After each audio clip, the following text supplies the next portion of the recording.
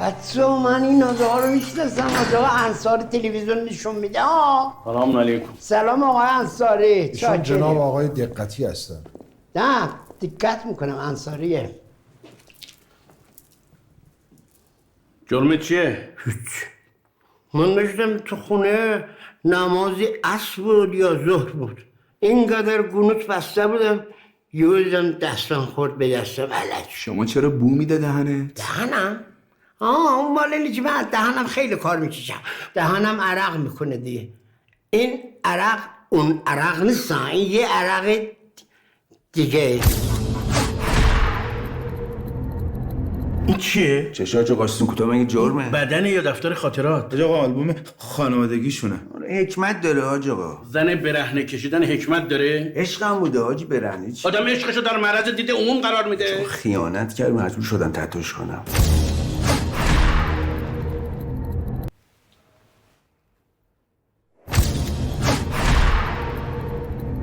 تو رو کی زده؟ ما رو خدا زده، کسی نزده. در اون خانوادگیه، به کسی مربوط نیست. مشکلیه؟ جرمت چیه؟ زدم. باباشو زده. شوهرننم. جرمت چیه؟ ما موسیقی به ما گفتم موسیقی رو زمین باعث فسق و فجور میشه، این شد که رفتیم زیر زمین. بعد موسیقیمون گل کرد، گرفت اومد رو زمین، فسق و فجور رفت زیر زمین، ما رو گرفتن اومدیم در معیتشون. ولی الان حاج آقا یه موسیقی دنبلی هست تو زندان خیلی بچه‌ها دوست دارن، میگه عشق منی دل میبری عشق بگری جون منی.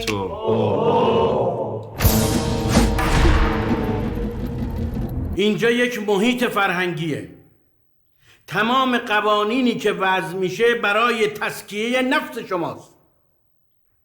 بنابراین نماز جماعت اجباریه، دعای ندبه و دعای کمیل اجباریه، کلمات رکیک حرامه، سیگار حرامه، آلات قمار و بازی قمار حرامه. این همه حرام کردی آج آقا، خب لااقل یک کاری هم بره بیچاره بکن که بگن این بود در اینجا واسه هر 3 نفرمون یه تخت هست، حداقل دستور بدید چند تا تخت بیارم. بودجه زندان محدوده، چیکار باید بکنم؟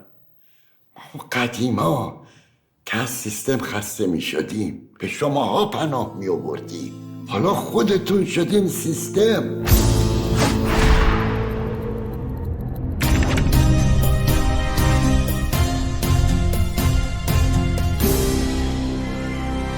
حاج آقا دادم دفترتون رو سفارشی براتون آمد. دفتر مهم نیست، یک مسئول نباید زیاد پشت میز بشینه، بیشتر باید بره مسافرت خارج از کشور. خارج از کشورم باشه اشکال نداره، به شرطی که در راستای چی باشه؟ در راستاهای پاتایا و آنتالیا. شما اسمت چیه پسر جان؟ من سرکار رستمی. پدرش معرف حضور هستن. سرکار رستمی. بله البته مکانش مهم نیست، چه زندان باشه چه هر جای دیگه. الان بنده دعوت شدم به همایش بین‌المللی در برلین جهت سخنرانی به عنوان سفیر بین المذاهب. اونا دنبال کیان؟ دنبال آدمای فرهنگی هن. میخوان کسب فیض کنن، کسب علم بکنن. اینجا چی؟ اینجا ما با 4 تا گوسفند طرفیم. گوسفند؟ آج آقا با مایی؟ نه با شما میشن 4 تا گوسفند و 1 گوساله. خدا بیامرز آقای محمدی رو. چقدر ایشون زحمت میکشید، تلاش میکرد، گل رزوم میکرد برای این زندانیای ببینید آقای آزادی، اگر اینا آدم بودن کارشون به زندان نمیکشید. اینا باید توی زندان آدم بشن برن بیرون. من گلریزون نمی کنم برای 2 تا قاتل که برن بیرون دوباره قطعاً برگردن زندان. مهربون تر باشیم بهتر نیست؟ ما روایت داریم که در چهره گناهکار نباید لبخند بزنیم. یعنی پیغمبر تو صورت هیچ گناهکاری نخندید؟ بحثی شما صبح اول صبح با من میکنی. آقا رستمی پاش برو بیرون. سلام علیکم و رحمت الله دکتر. I'm from Iran. حال شما خوبه؟ Yes, I'm from Iran. قربان شما، خیلی ممنون. حالا سعی کنید بگید من هم اهل ایران. والا پاسپورت که داره آماده میشه، بعدم روی سخنرانی من دارم کار میکنم. I'm from Iran too. آی دکتر ببخشید یه لحظه.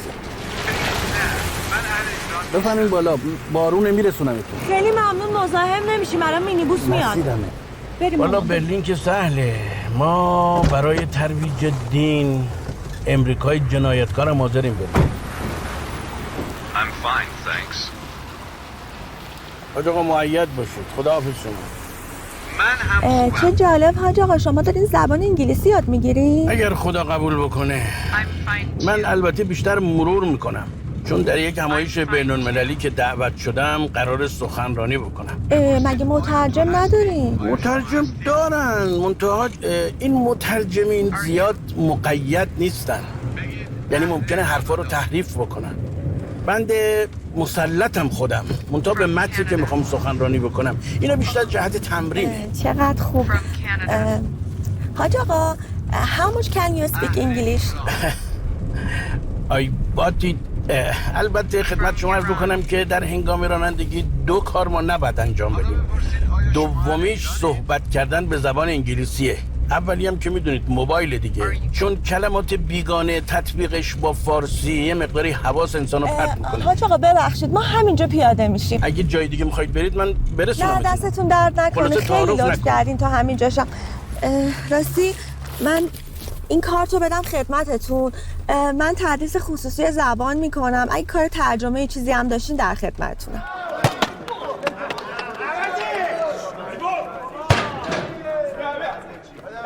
تعطیلش کن آقا، جمعش کن ورجه بورجه رو با شما.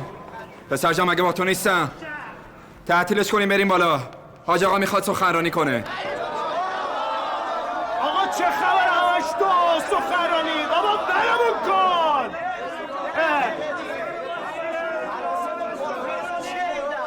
خانم آقایون، دل من با دل تو خوشه،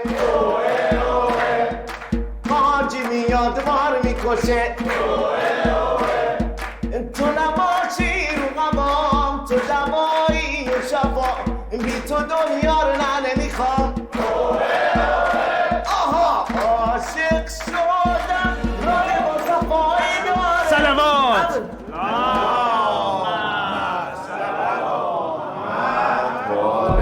محمد کار میکنه.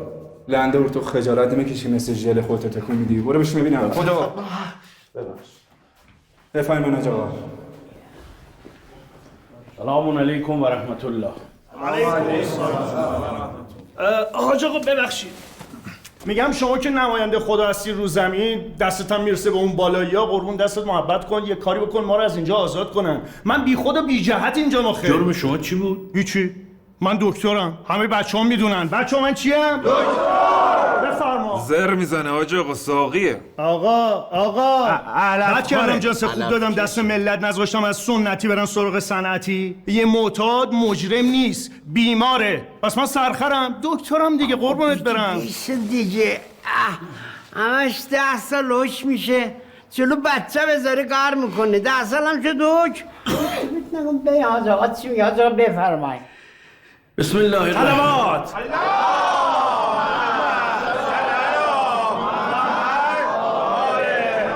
حاج آقا حال کرد سلامات دوم قهراتر بلند اینجوری کنی. بس این دستمال پاره شد، اینقدر نمال این دستمال. بذار جیبت دیگه. بفرمایید. بسم الله الرحمن الرحیم. اول العلم معرفت الجبار و آخر العلم تفویض الامر الیه. مراد از اول العلم تحقق علوم نظری. اینا رو کسی یادشون بعدا برای من توضیح بده چیه؟ معرفت الهی است. مراد از آخر العلم تخلق به علوم عملی است و در نهایت وصول به حضرت باری. میفهمم. وصول حضرت باری؟ من 3 جمله با شما حرف دارم که اگر 2 تا از جمله های من و شما بهش عمل بکنید، 3می ازش حاصل میشه. اول اینکه وقتتون رو به بطالت نگذرونید در زندگی. 2 ذکر خدا رو بگید. خیلی متاسفم، از دست من کاری ساخته نیست. این جهان اما ناامید نباش. مملو از آیات الهی. خیلی ها رو دیدم که تا پای چوبه دار رفتن ولی سرشون بالای دار نرفت. شکرگزار این نشانه ها باشید. اگر این کار رو بکنید، نور خدا بر زندگی شما میتابه، قلب شما آرامش پیدا میکنه. الا به ذکر الله تطمئن القلوب. بفرمایید، به درد شما میخوره. بابا جمع کنید این بساطتونو. هی به ذکر خدا مشغول باشید، به ذکر خدا مشغول باشید که چی؟ آخه خدای تو واسه من چی کار کرد؟ اگر شما خدا رو قبول داشتی، یک راه نفوذی برای ورود خداوند به قلبت میذاشتی که وضعت اینجوری نباشه. اقلا یک جو امید داشتی که توکل کنی به خدا. آخه امیدوار به چی باشم؟ تو این دنیا که دارن اعدامم میکنن، اون دنیام که میگین جام تو قعر جهنمه. جمع کنید بابا. رو من دیگه وقتی ندارم. هر طور شده باید یه راهی واسه فرار پیدا کنم. نمیشه که یه دفعه رفت تو دلش که بگیرن واسه خیلی بد میشه، میفهمی؟ آقای خسرو، هیچ ببینین تا آخر هفته زنده میمونه؟ 3-4 روز دیگه میخوام بکشنش بالای دار، توی میگی بدتش. از این بدتر هم مگه دیگه میشه؟ من دارم آروم حرف میزنم، همش گوشت اینجاست که تو لش کن بیچاره رو دیگه. سعید قصه نخوری، خودم ترتیب فرارتو میدم، باشه؟ نگران نباش. ها؟ چجوری آخه؟ بعدی پیش میکنم.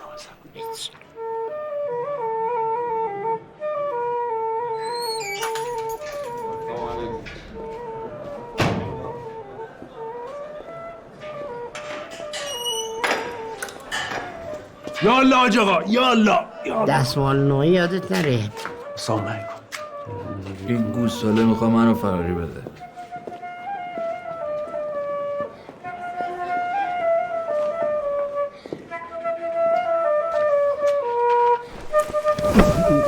سلام حاج آقا. شما از اون ریش سفیدت خجالت نمیکشی اون انکرالاصواتو به صدا در بیاری؟ رو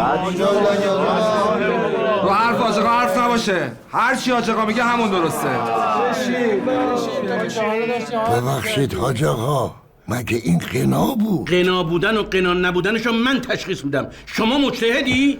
آخه تو هر رو از بر تشخیص میدی. یکی میگه حلاله، یکی میگه حرامه. اونو بگیرید از ایشون. خدا رو خوش نمیاد حاج آقا. بگیریدش. من بگیرم. چی شده دیگه مگه حاج آقا؟ چیه مگه؟ بفرمایید حاج آقا. بشکنش. حاج آقا بشکن اونو.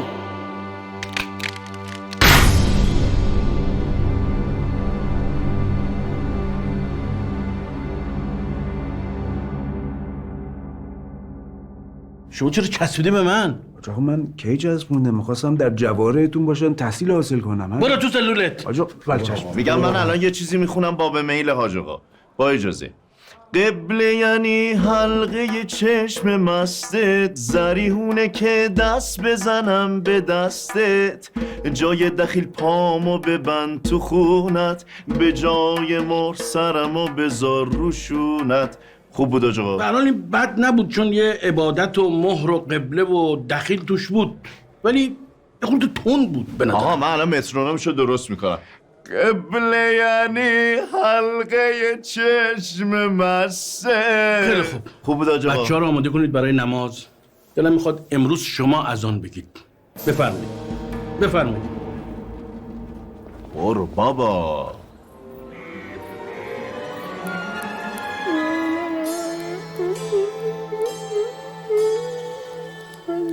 چی فکر میکردین چی شد؟ پسر جان مگه حاج آقا نگفت این جمله رو نگو؟ بفرستمت انفرادی؟ با خودم بودم. شما که اون زبون نیم متر رو تکون میدی لااقل باش 4 تا کلمه حرف درستابی بزن. نمیشه؟ حاج آقا اختیار زبون خودمونم نداریم. ای بابا زبون که داخلی دهن آدم اختیاری بیرون دهن خودش هم نداره. این سبیل من هر یه نقشی میداشتی یه دونه چشم بود، الان انگار دست چکی ما رو حاج آقا از ما گرفتن. دیگه عجگوبی نداریم که هیچکی برای ما تو زندان سبزی هم خورد نمیکنه. بابا این زندان هم اختناق. حاج آقا ما یه طرف رو زدیم، خدا خیرتون بده، لب و لوچمون یه هوایی داره میخوره دی. به نظرم همه باید سیبیلاشونو بزنن، حتی شما دوست عزیز شما باید بزنی. شما هم به نظر من دستمالتی بدم از کن داره سلاخ میشه. این مرا بزن. حاج آقا خیلی دارین تون میرین، اینطوری نتیجه عکس میده. ما به نتیجه کار نداریم، ما باید به وظیفمون عمل بکنیم. بله وقتی کارمون رو درست انجام بدیم. شما دارین جوری رفتار میکنید که کاملا خلاف روش‌های آقای محمدیه. ما ایشون رو هم دیدیم. به نظر من فکر کنم ببینید چجوری میشه یه کاری کرد سیبیلمون یه هفته‌ای در بیاد. کود حیوانی. گفتم تو کثافه. کود حیوانی. میفرمایند که اگر ضرر زدن به بدن جایز بود من جای شارب‌ها رو میسوزوندم. اینقدر کراهت داره. کلاق بر گنجش بر سیبیل میبیل همش بر سیبیل ایشونو زدن سیبیل اوشونو آقایون بیلکس بالاخره بنده بعدن شما رو تش تش ملاقات میکنم. یعنی جواب کار خیری که من کردم اینه که شما برید شکایت بکنید؟ آخه چرا نمیخواید بفهمید؟ سیل اومده همه محصولاتشون رو نابود کرده، پول ندارن، اگه بخوان پول بدن 1 سال طول میکشه. گفتم به جای این 1 سال چند روز شما به من مهلت بدید من خونه‌مو بفروشم پول همه طلبکارا رو بدم. گفتم یا نگفتم؟ دیگه چی میخواید؟ الو بی ادب. حاج آقا به هر کی گفتم سری گس کرد تو سلولش گفت سوالی هم ندارم، فقط تنها کسی که تونستم بیارم خسرو بود. خسی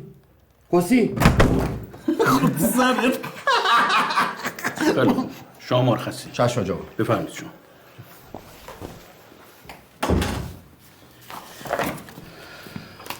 سلام علیکم.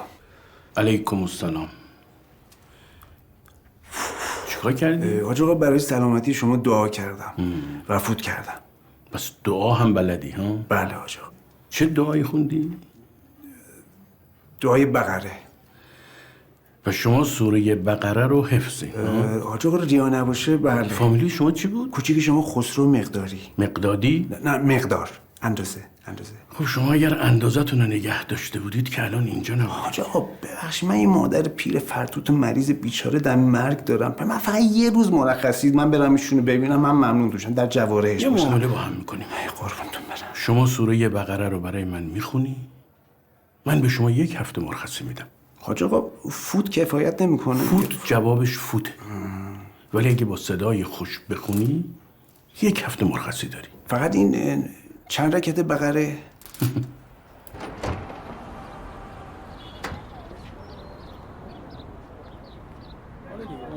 ساعتی که گفتم قرارش باشون بذارید خداحافظ شما. من یه عرض خدمتتون بابت یه امر خیری.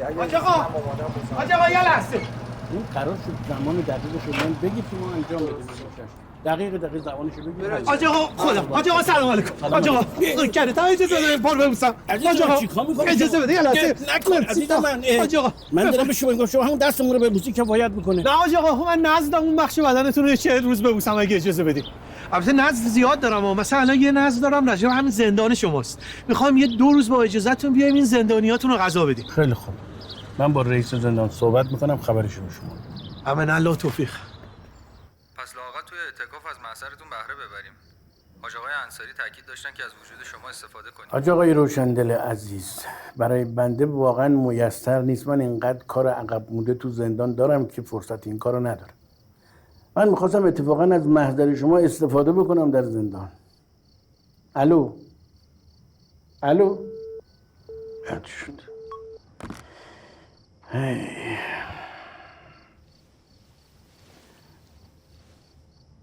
آخه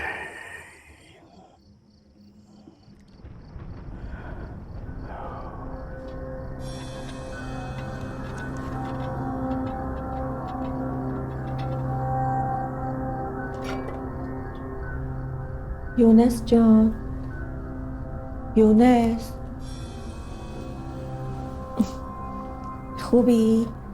خسته نباشی. سلامت باشی. دست شما درد نکنه. خواهش میکنم. میگم امروز چی کارا کردی؟ چه خبر بود؟ کجاها رفتی؟ مثل همیشه رفتیم سر کار. اونم سر کله زدن با یه مچ زندونی زبون نفهم. همین؟ آره دیگه همین. باور کنم؟ یه قراره باور نکنی. همون خانومه کی بود؟ کدوم خانومه؟ همون که سوارش کردی با بچهش. خانوم با بچهش؟ آها جل الخالق. حالا توی مسیر من می اومدم، هوا بارونی بود، یه خانومی رو دیدم درست شمایل شما. بی اختیار پام رفت رو ترمز. نگاش کردم مثل یه سیبی که از وسط دونست کردم. دیدم تو این مسیر که به هر حال ماشین کمه، گفتم برسونمش، ثواب داره. ثواب داره؟ آره خب ثواب داره دیگه. جریان اون شماره دادن و کارت رد و بدل کردن و این چیزا چی بود؟ طرف معلم بود، میخواست به من زبان یاد بده. دید من خودم زبانم کامل، دیگه هیچ نگفت. همین. خیلی خوب. شما بگی بخواب، خسته ای. حالا تا بعدا. چشم.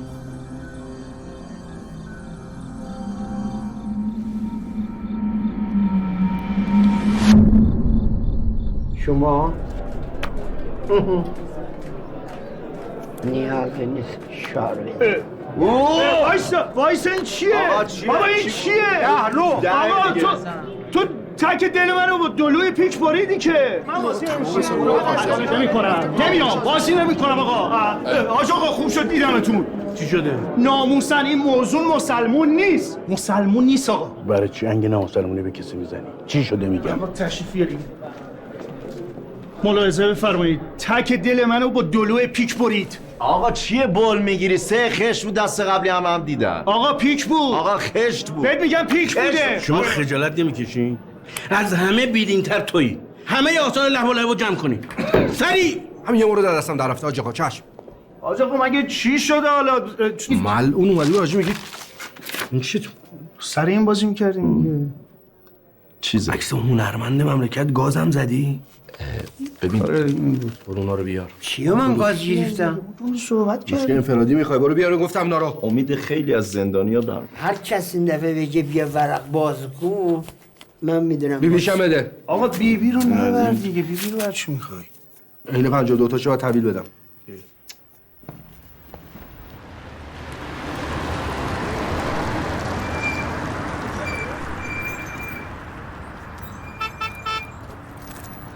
سلام حاج آقا، شما این؟ علیکم السلام خواهرم. کجا داشتید می‌بری؟ خیلی ممنون، مزاحم نمیشیم. ما میریم چهار زندان. بفرمایید من میرسونمتون. ممنون. الان مینیبوس میاد. من خسته شدم. مسیرمه. بفرمایید. خیلی ممنون. بیا بابا جون بالا. شما اسمتون نرگس خانومه دیگه بله؟ بله. دختر به این قشنگی اصولا نباید گریه کنه. آخه تولدمه. خب تولدت هم که هست که بهتر. اصلا نباید گریه کنی، باید شاد باشی. آخه میدونین چیه حاج بخندی. آقا؟ گیر داده کیک میخوام، تولد میخوام. البته نه اینکه خدای نکرده بحث پول و این چیزا باشه ها، بچه نباید لوس باشه، باید تربیت داشته باشه. حالا قول داده اگه دختر خوبی باشه فردا دایی جونش میاد، میریم براش یه کادوی قشنگ میخریم. من دختر خوبیه، منم براش یه جایزه میخرم. حاج آقا برادرم رئیس بانکه. میگم حاج آقا شما زندان تشریف میبرین؟ چطور مگه؟ آخه میدونین یکی از آشناهای ما یکی از گردن کلفتای زندانه، میگه یه آخونده اومده اونجا، یک آدم بی خودیه، پوست همه رو کنده، هنو راه نرسیده شاخ و شونه کشیده، اونام روشو کم کردن. خب دیگه چی؟ راستش فکر کردم شما دارین میرین زندان، قراره شما برین جای اون. کاش همه آخوندا مثل شما بودن، مهربون، با اخلاق. انشالله که همشون خوبن. انشالله. آخ چه حالی میده. آخ سلام آقا. سلام آقا. اول شما خوش آمد. دوستمی خدا بد نده. چی شده؟ حاج آقا خدا بد نداده، خودم یه مقدار ناخوش هستم. چی شده؟ چیزی نیست. صبح که خواب بلند میشم سرپیچه دارم. ببخشید سرگیجه دارم. هم سرم گیج میره، هم چشام گزگز. این از زیادی خونه. خون کثیف باید تو بدنت بره بیرون. البته فقط این گزگز و سرگیجه و اینا نیستا. بعد از اورا گلاب برو تو من یه دلدرد و یه دلپیچه‌ای دارم که اصلا نگو و نپرس. انان کار کلا دستم در میره. گفتم بیام یه سرم چیزی. اونم مال زیادی خونه. تا حالا شما حجامت کردی؟ حجامت من نه، منتهای یک رفیقام هست، اونم نه. حالا شما که غریبه نیستی حاج آقا. ببینین واقعیتش من صبح که خواب بلند میشم کلا بیحالم. نه که تنبل باشم، صبح زود بلند میشم، ولی صبح زود بلند میشم استراحت میکنم، همش خوابم میاد، همش فکر کنم اینم واسه همون زیادی خون باشه. نه این مال گشادی خونه. میدونی رگات گشاد شده، عیاب زاب توش زیاد شده. آره باز باید حجامت کن. من میگم چقدر خستم، نگو از تو عیاب زاب زیاد شده. بس شما نکنه. خب انشالله که هر چی زودتر سلامتی حاصل بشه. خداحافظ شما. دقیق زد بعدم. حال کردی؟ زیر نظر خود ابوعلی سینا طب یاد گرفته بودم. بله. تو حجامت کردی؟ نه چطور مگه؟ سلام علیکم. سلام علیکم.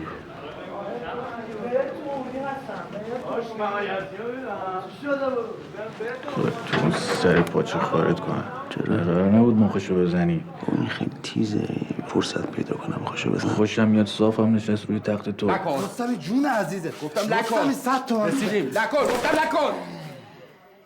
حاج آقا یک آلت لعب پیدا کردم. تخت نرد؟ چی دستور میفرمایید؟ پاکش کنم، منهدمش کنم، جمعش کنم. جمعش کنین. جمعش کنم. حاج آقا اعمال قانون شد، کار جمع شد. این تخت شماست؟ حاج آقا چی شده؟ اینا چیه؟ حاج آقا خواهرام هستن اونا. اینا که دیگه به شما خیانت نکرده بودن که تتوشون کنید. خواهرای خسرو این خواهرای خودمون میمونن، ما بهشون نگاه نمی‌کنیم. شما که دیگه چوب خطت پر شده. چی حالا میگی؟ چی به تو میرسه؟ بعده که دارم میگم فکر آخرتت باش. خودت خوشه. حاج آقا ما در عوض این چند رکعت آخر سوره بقره رو داره مونده که حفظ بشیم. یه وقت اون کمرت صدمه نبینه اینقدر دل راست میشه. ببین هی زود باش نکنید. سلام علیکم. سلام علیکم.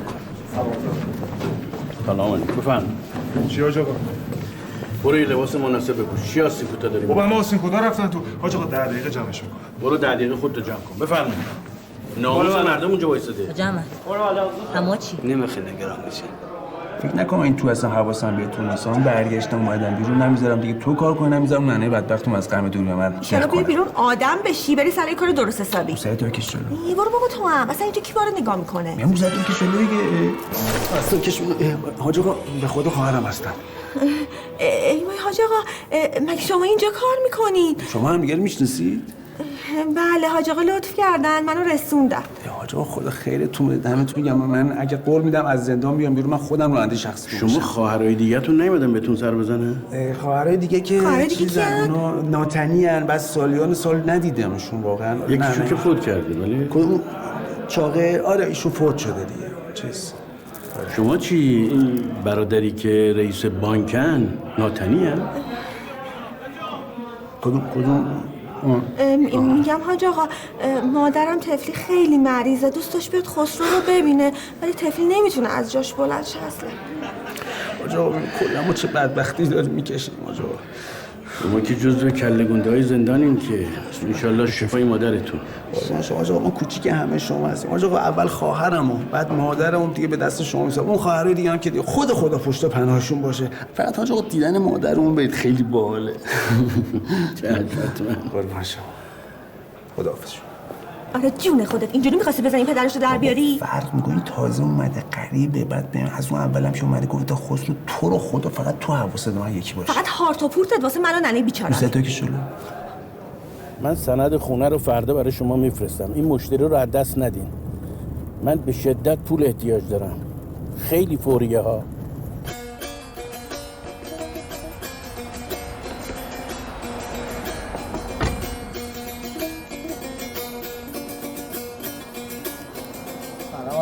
سلام علیکم و رحمت الله. شما کار درستابی نداری انجام بدی؟ چیکار کنیم دیگه آقا؟ یه لقمه نون در میاریم.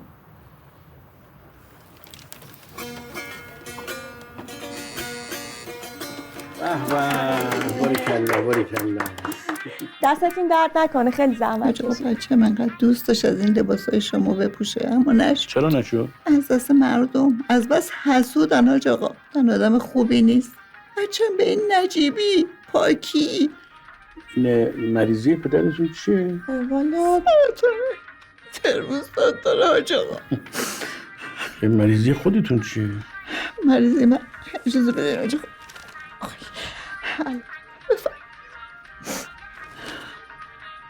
چی هست؟ اجازه بده من الان خودم براتون میخونم. فلان ریاضی لنفاوی با سیتومگلوویروس. حاج آقا میخواستم ازتون بپرسم یعنی میشه ما یه کاری بکنیم که مادرم بتونه برادرمو ببینه؟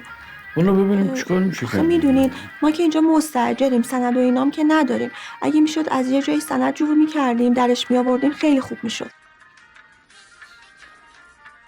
ببخشید تاج آقا، یادتون که نمیره واسه بیماری من دعا کنید؟ بله حتما مادر. اسمشو که یادتون هست؟ والا خدا اسمشو نمیخواد. چه حرفی حاج آقا، شما که بهتر میدونین. اگر خدای نکرده اشتباه بگین اون وقت اصلا حال من ممکنه بدتر بشه. نمیدونم فیلادلفیا بود یا میسیسیپی کدومش؟ اما که غلط گفتین. چه میدونم، اجازه بدین حاج آقا. بلند شما ترجمه یه کاغذ قلم بیارین بنویس بده حاج آقا. مامان جان براشون اس میکنم. حاج آقا خیلی زحمت کشیدین، دستتون درد نکنه. دیگه سفارش نکنم. جون شما جون خانداداشم. ان شاءالله همه چی درست میشه. خیلی ممنون. شما رو بفرمایید تو، اینجا یه خورده خلوته. بفرمایید. چشم. با اجازه. خدا حافظ شما.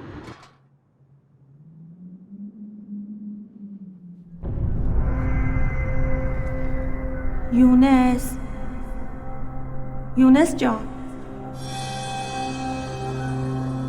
میگم قضیه داره جدی میشه ها. آره متاسفانه چکو گذاشتن اجرا همین روزاست که بیان بگیرن. چکو بلش کن. دختره واسه چی اومده بود ملاقات؟ اومده بود میگفت مادرش مریض در حال موته، میخواست برادرشو بفرستیم ملاقات. هم خب که چی؟ یعنی الان پدر مادر همه زندانیا سالمن؟ والا من با زندانیا ارتباطم زیاد خوب نیست. گفتم برادره رو بفرستیم بره ملاقات، بلکه رو اونا تأثیر بذاره روابطشون ما خوب بشه. میگی خواهر نداشت بازم از این کارا میکردی؟ نه ملاقات خواهرش نمیخواد بره ها، میخواد بره ملاقات مادرش. یونس تفره نرو، جواب منو بده. من آخه چیکار به خواهرش دارم؟ الان تو چشم من نگاه کن، بگو کار به کار خواهرش نداری؟ خب البته یک کمی من دلم به حال خواهرش سوخت، چون وضع زندگیشون خیلی بده. بعدم خیلی شبیه شما. الان داری هرسم میلیا، واسه چی جعبه شیرینی گرفتی رفتی خونه‌شو؟ چون دفعه اولم بود داشتم میرفتم منزل اونا برای تحقیقات، گفتم دست خالی نرم. بعدم وقتی مسئول فرهنگی زندان میره اونجا، بالاخره باید تاثیرگذار باشه رفتارش دیگه. خاصیت جذب باید داشته باشه. که کیو جذب کنی؟ خانواده‌شو، خسرو و اینا دیگه. اینا یعنی کی؟ اینا یعنی بالاخره وقتی تو خانواده بفهمن مسئول فرهنگی اومده تو خونه‌شون، خیلی تاثیر میذاره رو اینا. یونس الان داری منو گول میزنی؟ من گول بزنم شما؟ مادر ازت خواستگاری کرد. بابا مادرش مریض هزیون میگه. بعدم دیدم وضع زندگیشون خیلی بده، گفتم من یک سر و سامونی به زندگیشون بدم. بده به پیر به پیغمبر ثواب داره. یعنی یونس یه بار دیگه بگی ثواب داره، من میدونم و تو. بله چشم.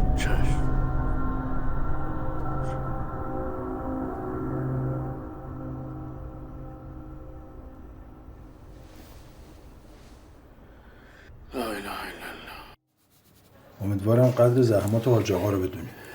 چیز دیگه نبود؟ نه کفایت. خدا پدر و مادرتون رو بیامرزه واقعا. این چند روز از کنار مادر تکون نمیخوری. چشم آقا، واقعا شما با مرام معرفتی. واقعا من می‌خواستم بگم که منم مرام معرفت قشنگ سرم میشه. ببین چیکار کردم واسه اینا.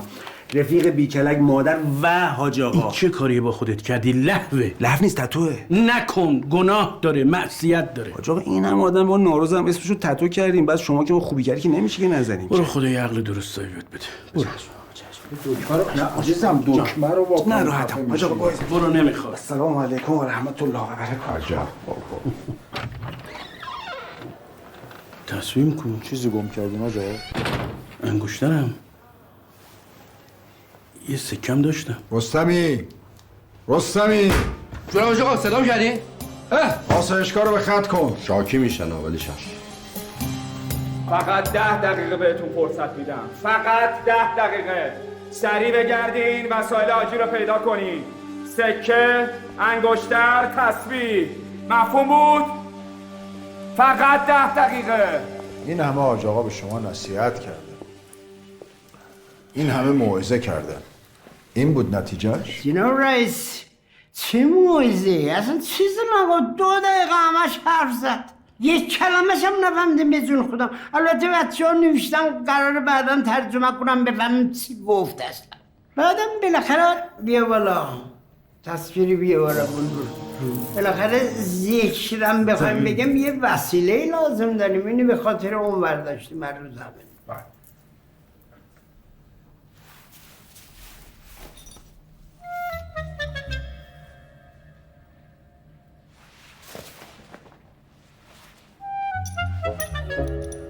شما هم میخواستی ذکر بگی؟ من برای تبرک میخواستم. به سیس جناب عالی نمیخوره. جناب رئیس اون سومی هم فلا آقای دکتره. آقای دکتر بعد از ظهر از ناصر خسرو مطب میاد بیرون میره توپخونه دنبال ارز سیکه پلوته دیگه بده بهش.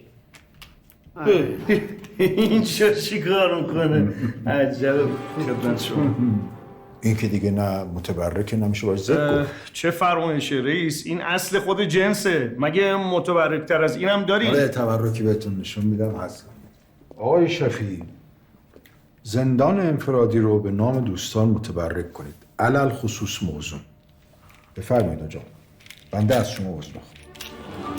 ما رو به گوزه کیا داریم وقت تلف میکنه؟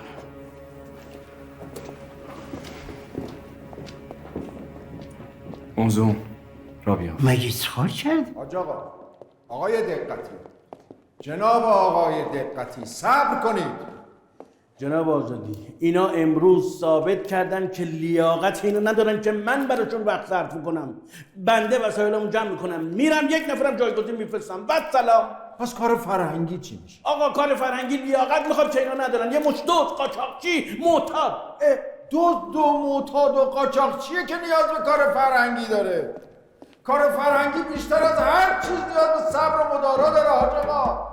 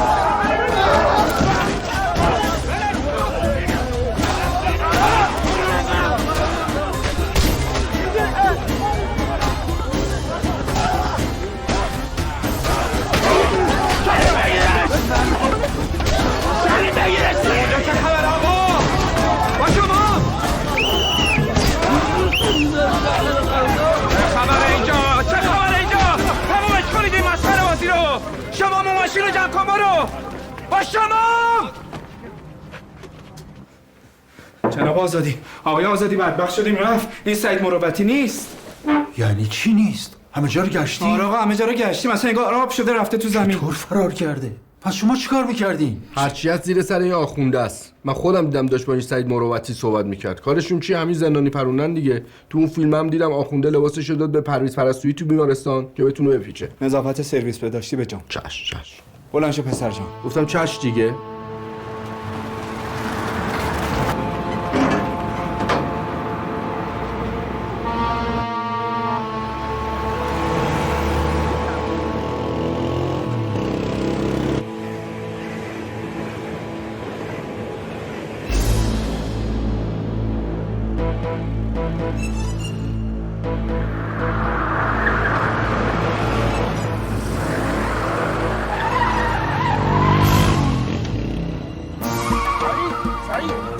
بشین پشت موتور. چرا خاموش شد؟ ولش کن.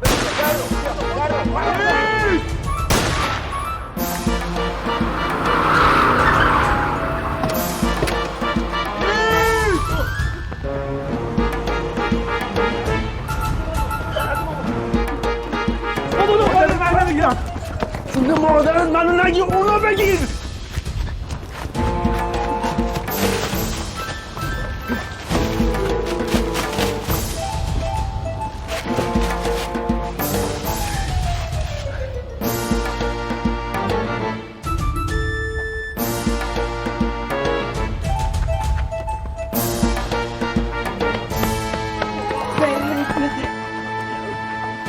پدر جان شرمنده مجبورم. پدرم نله. سلام علیکم و رحمت الله های آزادی. حاج آقا بهت گفتم خامه خسرو نشو. چی شده؟ این که نیومده خودشو معرفی کنه. گوشی تلفنش هم جواب نمیده. مامورم فرستادیم تو خونه‌اش، هیچ خبری ازش نیست. سرکار اومد. اینه؟ ولمان کن تو رو قرآن، گفتی یارو آدم فراریه. خب فراریه دیگه. آقا من نمیتونم، این برای ما دردسر میشه. من همینجوریش یه سال باید اضافه خدمت کنم. خستم دیگه. مگه لورم خسته میشه؟ من ننم شیرازیه. بودو. سلام علیکم آقا. ببخشید آقا. مهم شرمنده میشه بازداشت بشینان؟ بی زحمت.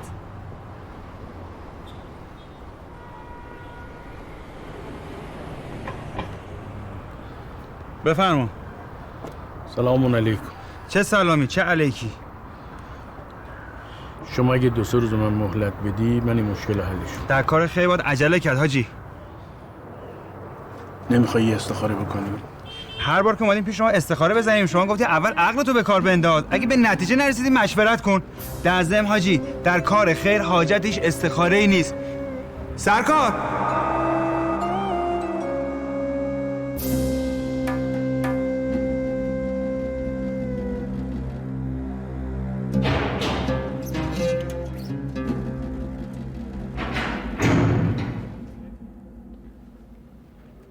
به حاج آقا خودمون. بابا گهی زین به پشت و گهی زین به پشت. من میگم چرا هرچی استخاره میگرفتم به بیراه میرفت. نگو حاجیش این تقلبی ها بوده. پسر جان جون من کاری ندارم پدرت منصبش چی و به سفارش کی اینجایی. فقط اینجا بخوای آقازاده بازی در بیاری، گنده تر از دهنت حرف بزنی، خودم خرخرتو میجام. حرفم شد؟ با اتفاقاتی که اخیراً افتاده و سختگیری‌هایی که شما کردین، اینا به خون شما تشنه. شما به نظرم یه خورده بدبینانه به قضیه نگاه میکنین. اینا که بدتر از دشمن که عمل نمیکنن که. شاید هم حکمتی در کار بوده که من برم از درونشون اصلاح بکنم. اگه نظر منو بخوایم فضولی نباشین تو قضیه فرار و اینا هم دست داشتم. آقا یک کلمه دیگه مزخرفه میندازمت انفرادی ها. چشم. آقا رو باش خودش واسه ما نسخه میپیشید الان اومده اینجا پیش ما. دارم براتون. ببینید کی اومده آج آقا. خوش خدا یه چیز دیگه خواسته بودیم. آج آقا شرمنده جا نیست. این که میگن گذر پوست به دباغ خونه میفته اینه. آج آقا خوش اومدی. قدم تو تخم چشم. انقدر ذکر خدا نگفتین آج آقا خودش اومده با دستای مبارکش تخمش رو بکاره تو دلامون. ایول. آقایون همگی زیپید. حاج آقا چند روزی مهمان ما هستن، مردونگی کردن، این خسرو نامرد رو ضمانت کردن. نبینم بی حرمتی بشه ها. بفرمایید حاج آقا عزت، بفرمایید. قابل توجه خوشمزه ها و شیرین زبوناش. نمک اضافی بشنوم انفرادی. توجه توقف بیجا مانع کسب است. آقایون لاتای اضافه بفرمایند تو بندای خودشون. بفرمایند اینجا رو خلوت کنه. بریم یا نوکرتم. مهمون عزیزی داریم که تر و تازه در گل و برگل از همون در اومده. بعداً براتون تعریف میکنیم چه داستان گذشت. بیا حاج آقا بفرما، خوش اومدی. نه اون تخت صاحب داره، صاحبشان بفرم. بالا برم. اونجا نمیتونی حاج آقا با عرض معذرت، اینجا مسجد نیست که بخوای بری بالای منبر. اینجا همه پایینن، هممون با هم میساویم. آقایون زیر بغل تشریف بیارن، حاجی تو بغل کنن. بیا بغلم. دم شما گرم. حاج آقا بفرما جلوس کن. اتفاقا خوب جایی نشستی. درست جایی نشستی که صاحب شما رو پیچون، شما هم تخت اونو بپیچون. به قول فرهاد چی فکر میکردیم چی شد.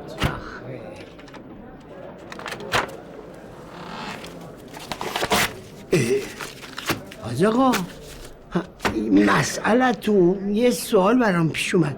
شما اینو به خاطر خشم خودت پاره کردی یا ترس از خدا؟ به اعصاب حاجی رو به هم ریختینا. من الان یه چیزی میخونم روح و روان حاجی همچین موزون بشه. بیا بیا قرش بده قسطی، او حاجی بیا واسه همه موعظه هات مرسی. او یه واسه همه گیر دادناش مرسی. واسه همه چیزا الان فسی. حاجی بیا واسه خجالت بکش. ای بابا شورشو دیگه در آوردین شما. خوبه زده سازاتو شیکونده ها. تو واسه شاکی میشی؟ آدما باید حد و حدود خودشون رو حفظ کنن. هر چیزی یه حرمتی داره. فرید منصور گفته بریم ماشین رو بگیریم بریم یه مسجده، چند روز اونجا بمونیم تا مرز رو هماهنگ کنیم. نه اگه میدونستم این همه باید تو کوه کمر را برم اصلا فرار نمیکردم. باید از همین را می اومدیم تا برسیم لب مرز دیگه. منصور تو خونش منتظرمونه. خب خاک بر سرش، نمیتونست یه جا نزدیکتر بیاد. اینقدر زر نزنی، مسیر اصلی پر از پلیسه، نمیشه جای دیگه قرار گذاشت. کارت نکن خسرو. با اون منصور جا بود ما رو آوردی. بعد کم نجاتت دادم احمق. نجات دادی اینجا آخر به کشتنمون ندی. صلوات. رسیدیم اینجا بایست. بیا یه دیگه. بیا سلام علیکم نوکرم. قربونت برم. سلام علیکم. ببینیم بابا بیسور میمردی خودت میومدی دنبال ما. بابا احتیاط شرط عقله. یا تو اصلا عقل داری مگه؟ بشه با اون قیافت تو چرا این شکلی شدی؟ حاج آقا سیبیل تو داد به باد. اون سیبیلو داد به باد، ولی من مطمئنم تو جونمونو میدی بابا. بعدم این ریختی خوب سیبیل این تو آدم نمیفهم با کجا داری حرف میزنی. تو لباس ما اصلا آوردی یا نیاوردی لباس؟ بابا یه موقع اگه خواستگاری خواستی بری هم بگو ما بریم واسه. پول چی شد؟ پول خبری نیست. حاج آقاتون جنسای ما رو کشید بالا. چرت نگو. پس ما الان چه غلطی بکنیم؟ چیکار کنیم الان ما؟ چه میدونم، فعلا باید یه مدت اینجا بمونیم تا بریم. اینجا؟ آره. اینجا حالا بعدم نیست. نگاه کن سعید قشنگ سرسبز و باحال باربیکیو هم داریم، جوج موج می‌زنیم حال می‌کنیم دیگه. نه خیلی باحاله. چیه؟ تو سرت کنم. چرا؟ چقدر طول میکشه؟ نمیدونم، فعلا که مامورا اینو مورو ملخ همه جا ریختن. بعد آوا از آسیاب بیفته. من زندان برو نیستم، فقط اینو بهت بگم. منم کلا نیستم. نه من زندان. این چیه؟ فعلا باشه به دردت بخوره. ببینم تو فکر کردی من واقعا قاتل بلپترم؟ چرا اینقدر قور میزنی؟ ولی اینجا بکن من سردم، حالا بعد صحبت کنم. اینجا بکن سر. کسی نیست که تو؟ نه بابا. امنه ها؟ آره. خب واکن اینجا. واکن. فکر کنم جا گذاشتم. چیو؟ کلیدشو جا گذاشتم. احسنت. ببین مول لای درز برنامه‌اش نمیره.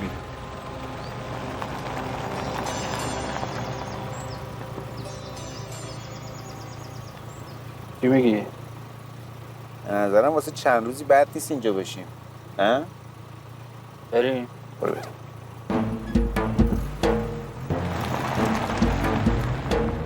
خیر مقدم میگم به همه حضار، تقدیمتون میشه به افتخار حاج آقا. یه روز مرد خدایی، یه روز اهل ریایی، یه روز مرد قناعت، یه روز اهل جدایی، یه روز هم بند مایی، یه روز حاجی مایی. رینگ رینگ دریدیدینگ. همین مشکل حاج آقا داره میاد. اومد. حاج آقای موزون دارن میان. بفرمایید. حاج آقا پاشید ذکر خدا بگید. حیف این عمر گرانبهاتون نیست به بتالت بگذرونید. پاشید دیگه. سلام ده. بسم الله الرحمن الرحیم. کلن ستاست ولی چهارمی هم میاد بعداً توی دل این ستا قرار بگیره. اولی خوشرویی و اخلاق، یعنی ما بایستی که باش برخورد باشیم، خوش اخلاق باشیم. اگر اخمو باشیم خدا از ما اوکش میگیره. دوم، خداوند نعمت‌های فراوانی را در روی زمین برای ما باشو وقتتو به بتالت نگذرون. باشو. عشقم میکنه ما این نعمت‌ها را بخوریم، بنوشیم، بکشیم. سعی کنیم تو کشیدن البته احتیاط را رعایت کنیم. حاج آقا پاشید مستفیض بشید، برای شما داره میگه دیگه. بعدش میاد. سومی که خیلی مهمه، دنیا پوچ، هیچ پشیزی ارزش نداره.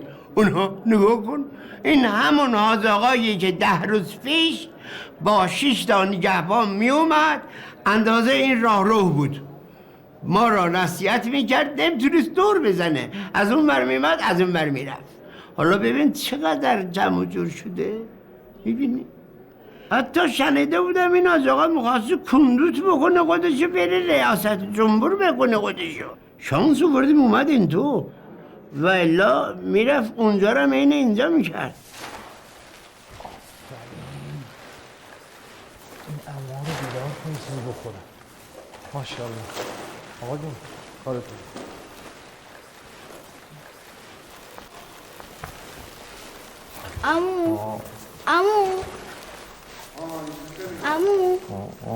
عمو بیاید سحری بخوریم. آخه بسم الله الرحمن الرحیم. ببخشید آجا، بیشور واسه جلب توجه میکنی. چه این کاراست آخه؟ مسیحا عمو بیا. مسیحا رو ول کن. کارش دارم بدونیم چه خبره. عمو جان اینجا دقیقاً چی کار میکنن؟ اینجا اعتکافه. اینجا چجوری میخوان تیکاف بکشن اومد؟ تیکاف نه بیشور، اعتکاف. این چی؟ بگو عمو جان. یعنی که ما تو مسجد 3 روز روزه میگیریم، تو این 3 روز هم از مسجد خارج نمیشیم. خدا، ما مسجد هم میون تهش میشه زندون. زندون خالی بود، ما رمضون هم قاطی شد. مسیحا جان اون میکروفون رو روشن کن. مسیحا جان برو میکروفون روشن کن. آفرین. سلام آقا سلام علیکم. احوال شما؟ سوال منده میشه آخون ماخون که نداره. چطور مگه؟ یه جورایی آخه میدونی انگار از دماغ فیل افتاده باشن. ما یه جا کار میکردیم، کارمند بودیم، زده بود دهن این آسفالت کرده بود. من خیلی ازشون بدم میاد، خیلی. ولی من تو خیلی خوشم میاد. قربون تو برم. من خیلی هم بانمکی. منم شما رو دوست دارم. خیلی خلوص بازی بس. یارو بردار ببر. چش نوش جان. نوش جان بفهم. به چایی هم بزن میشه افتاد.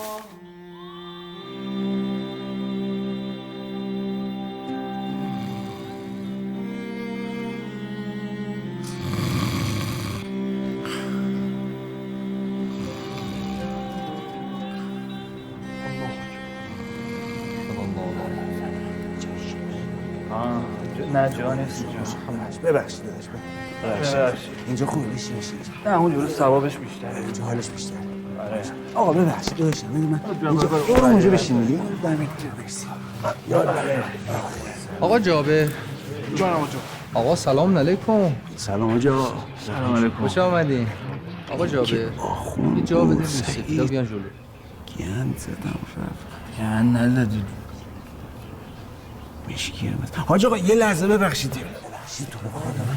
آجا من شوخی کردم اون مطلبی که خدمتتون گفتم. کدوم سلطان؟ همون که گفتم از آخوندا، یعنی از علمای علم خدایی نکرده بعدم من گور جد آبادم بخندم میخوام همین چیزی بزنم. شوخی کردم. آجا ببخشید این بنده خدا یه کمی شیرین عقله.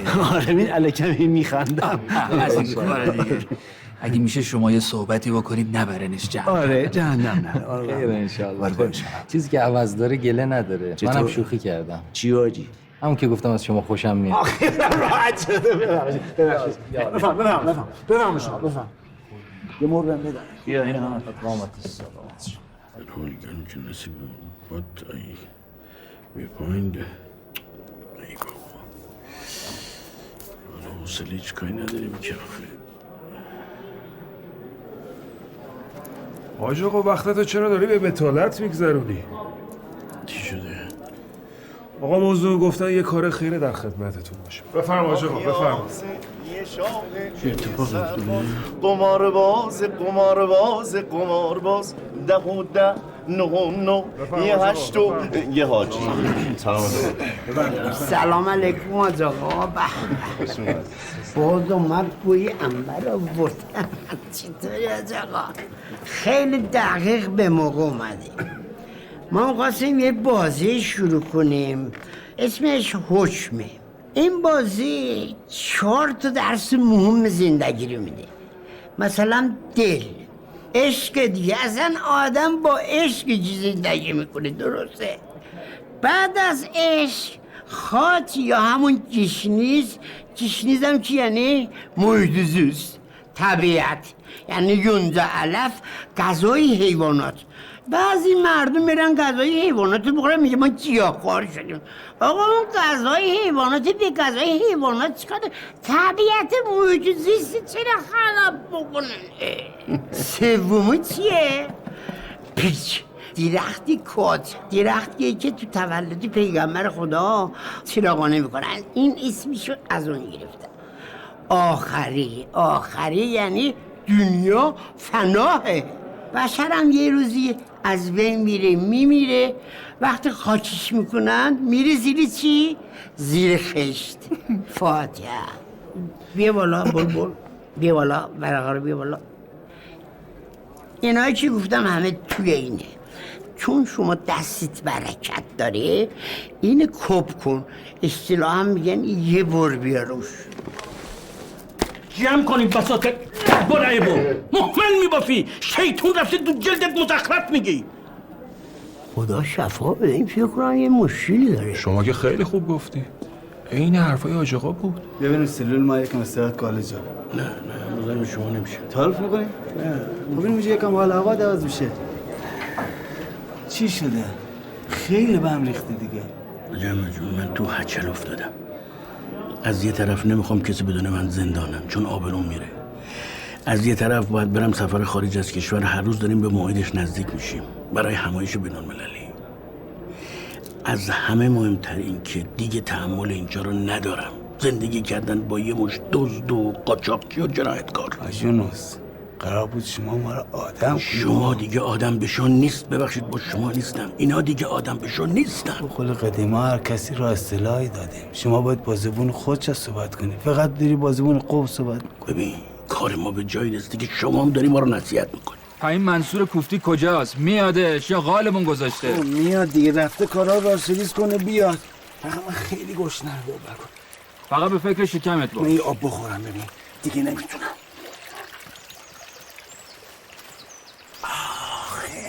قبول باشه روزتون. خر خودتی. فکر کردی من مثل تو خرم ها؟ قلقلش. الان میرم با حاجی میگم. بگیر. جابر. خدا نگهدار شما. خدا حافظ. حاج آقا اینا داشتن آب می‌خوردن.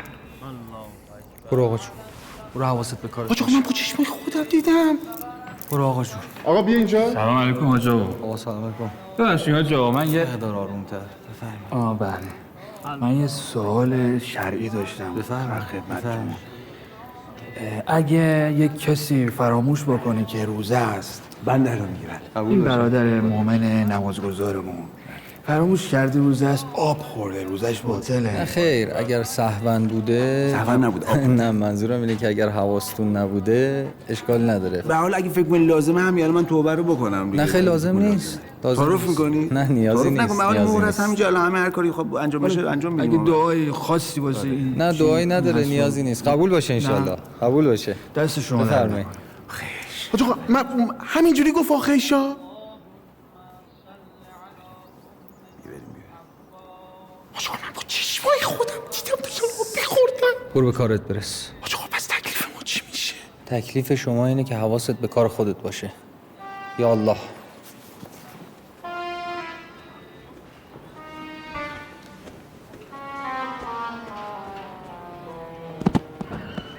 حاج آقا سلام حاج آقا. علیکم السلام.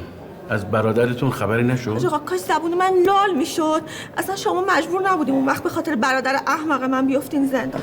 حاج آقا من اومدم اینجا به شما بگم که من همه جوره با شما. یعنی میخوام بگم که حساب بیعقلی اون برادرم و پای من بیعقلی نه، حق بازی، بیمرامی، بیمعرفتی. من احمق بگو که دلسوزی کردم برای این آدم، گفتم بره بالا سر مادرش باشه موقع عمل، ولی جوری برای من فیلم بازی کرد که فکر کردم اگر سرش بره قولش نمیره. ولی من به این سادگی ها زامن کسی نمیشنم. حاج آقا من شرمندم. خانم الان این حرفا جواب نمیده. من زندگیم به هم ریخته، آبروم در خطره. بگردیم ببینین کدوم قوری رفته. حاج آقا نمیدونم به خدا چی بگم. یه خود فشار بیاریم با مغزتون. بالاخره دوستی، رفیقی، آشنایی، پدری، مادری، بالاخره یه خری باید ببینید که بدون این کجاست.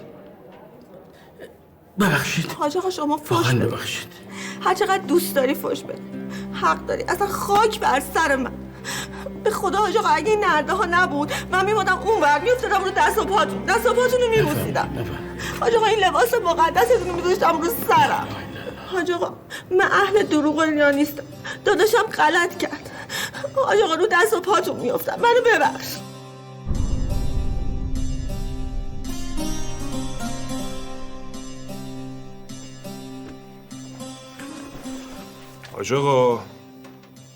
حاج آقا پاشو، ارتباط با خدا رو امشب داریم از دست میدیم پاشو. حاج آقا پاشو بابا، مگه نمیخوای امشب نماز شب بخونی؟ لا اله الا الله. ما بخوایم نماز شب بخونیم و نخونیم باید به شما جواب پس بدیم. خب ما اگه بخوایم ارشاد چیم اول باید چشمون ببینه که دلمون بخواد دیگه. پاشو حاج آقا پاشو. چشم، الان وقتش نیست، 1 ساعت دیگه است. خودم بلند میشم. پس من 1 ساعت دیگه میام خدمتتون حاج آقا. لا اله الا الله.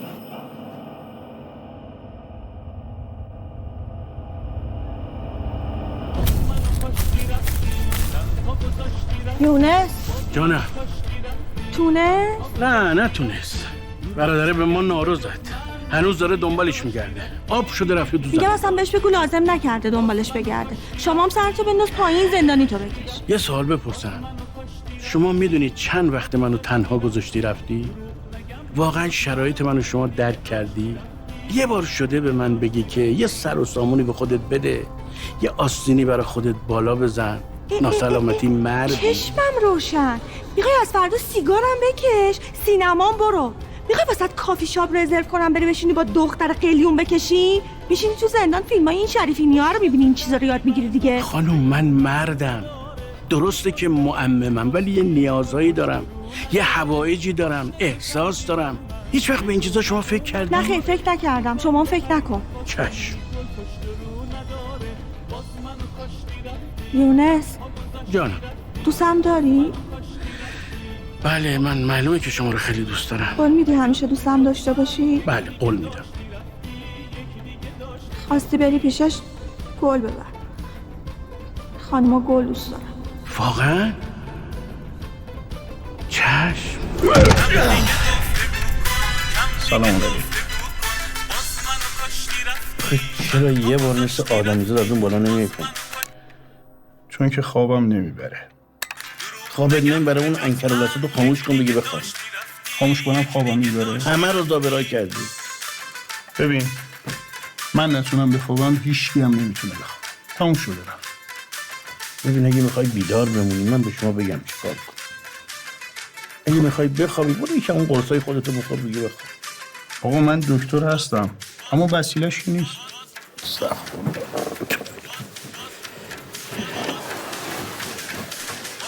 این انگشتی من میلازه کنین. این انگشت من توش چیه؟ انگشتر رو هر کس انگشتش به این سنجی بماله، هر اون چیزی که بازگو نکرده خودش با زبان خودش الان بازگو میکنه. میگی نه؟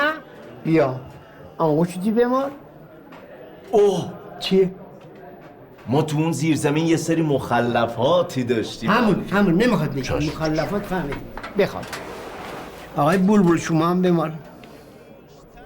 من حدود آقا ول کن، تا شما بخوای بگی فکر کنم آزاد شدی رفتی. ولش کن شما بمال. آقا ما تو کار ساخت و ساز بودیم، آدما رو میساختیم، واسه همین اینجاییم ها. بیا بگی بده من بده من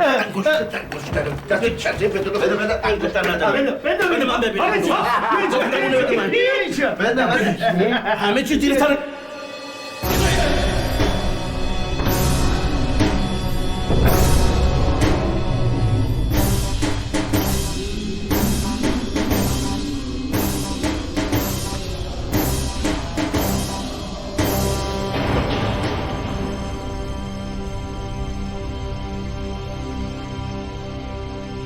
روزی چند بار بعد اینجا به خطتون کنم که آدم شین.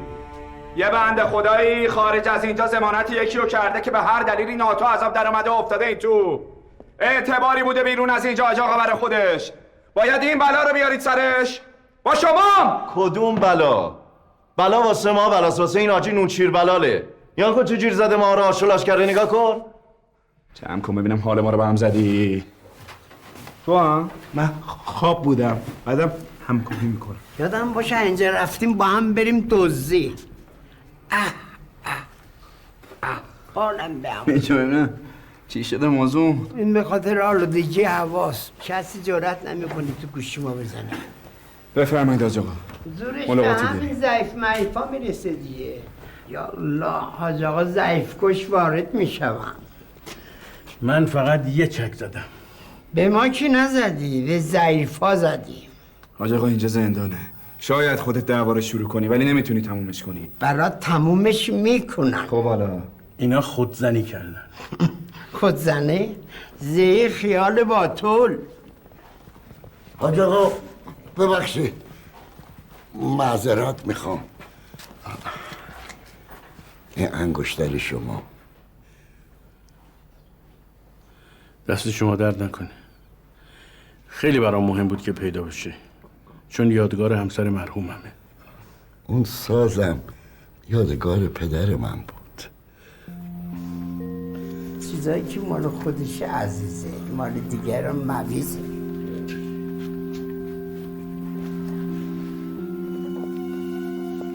حاج آقا اینطوری من معذبم. بفرمایید بشینید، الان تشریف میارم. من راحتم، شما راحت باشید. تشریف میارم. حاج آقا حاج آقا حاج آقا حاج آقا. آقا سلام علیکم و رحمت الله. احوال شما چطوره؟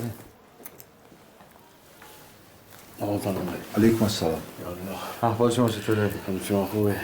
حاج آقای انصاری این امانتی رو دادن، گفتن برسونم خدمتتون. بابا دست شما درد نکنه. سلامت باشین.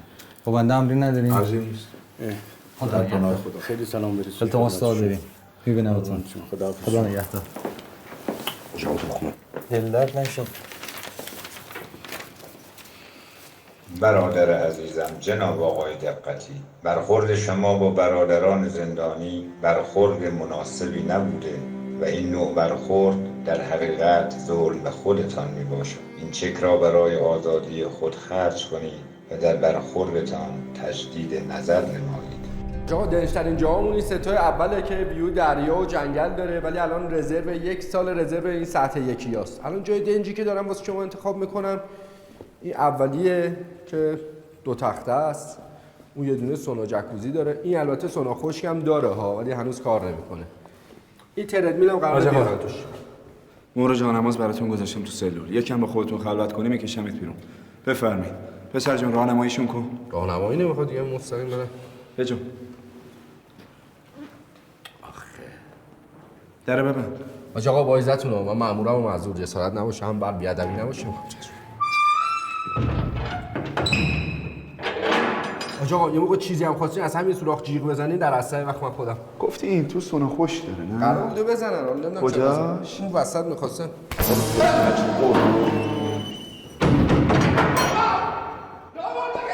الحمدلله پدرتم که رد صلاحیت شد. اینقدر داد بزن که جونت در بیاد. 2 تا زدی 1 خوردی.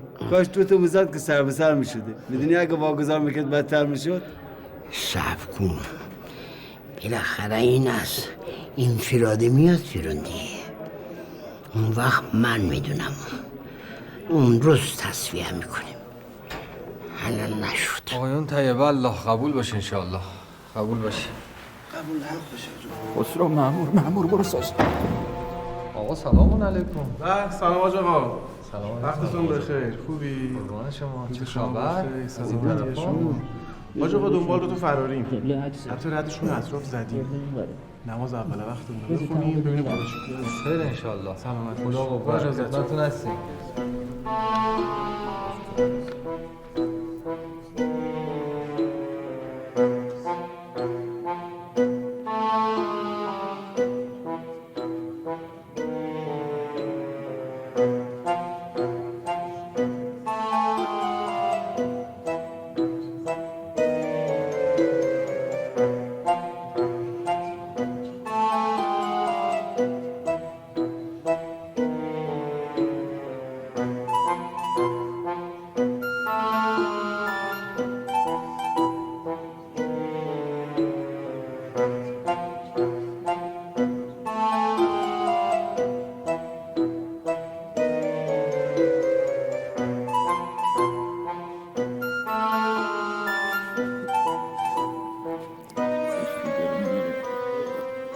بذار بره به جهنم. مو رفت تو کلم. الله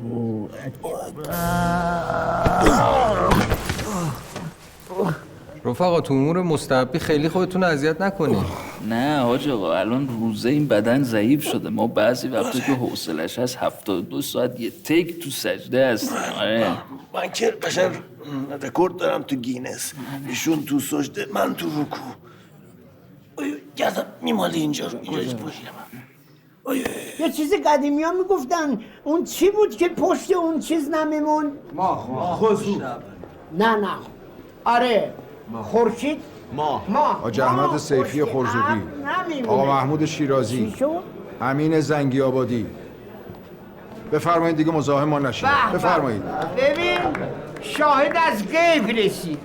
یه روز قدم نصرش نبود گرفتن بردنش انفرادی، مساوی شد با آزادی 3 نفر. 1 نفر رفت 3 نفر آزاد شد. حالا شما فکر کن یه روز متفق القول همشون با هم برن انفرادی، چند نفر آزاد میشن؟ دمت گرم. اون موضوع ما فکر نمیکنیم اصلا ربطی داشته باشه. چرا؟ یه خورده دقت کنی خیلی ربط داره. مبارک. از بس قدمش نصب.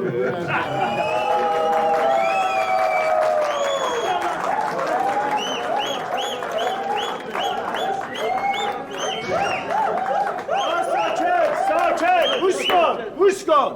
سلامتی 3 کس.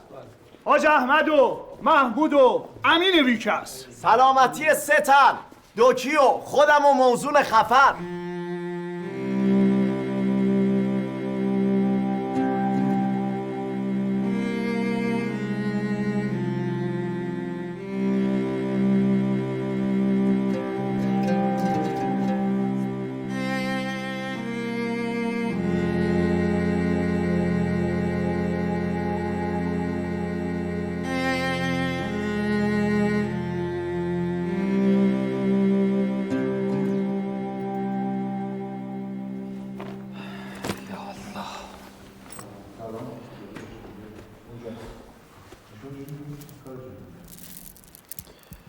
سلام آقا. سلام علیکم. حاج آقا تو روستای محمد آبادی که فوت کرده، می‌خواستم اگه میشه تشریف برید نمازشو بخونید. چی میگه؟ وسیله دارین؟ بله موتور هست. تشریف ببرید من لباس بپوشم. سعید. بفرمایید. ببین الان موضوع قمر درخت روا بهتر نیست. الان چی میشیم بریم ها؟ آره حاج آقا رو میرسونیم از همونجا فلنگو میبندیم. اینجا دیگه مأمور بازار شده. حاج آقا ببخشید، موتور که در شأن شما نیست، اجازه بدید با ماشین برسونیمتون. نه وسیله هست، ماشین خودم هست. ما در جواره تو ماشین دیگه اینجوری بریم. آره اونجا هم یک نماز میتی میخونیم، ثوابشو میبریم. خیر انشالله. بفرم. حاج آقا شما مگه معتکف نیستی؟ تشییع جنازه مستحبه. بفرم. فعلا که فرمون دست آقا خسروه. حاجی ببخشید. بفرمایید. بریم دیره. حاج آقا من میام. آقا جون شما بفرمایید به عبادتتون برسید. ما برمیگردیم. بله بفرمایید به دخالتتون برسیم. آقا جون بفرمایید. خب این جابر حرف بزن دیگه بابا. این جابر باید بفهمه احترام به بزرگتره دیگه. نمیفهمه. متاسفانه. بیشور یه باره عقب بشین. حاجی نه فرقی نمیکنه. ببخشید نه بفهم.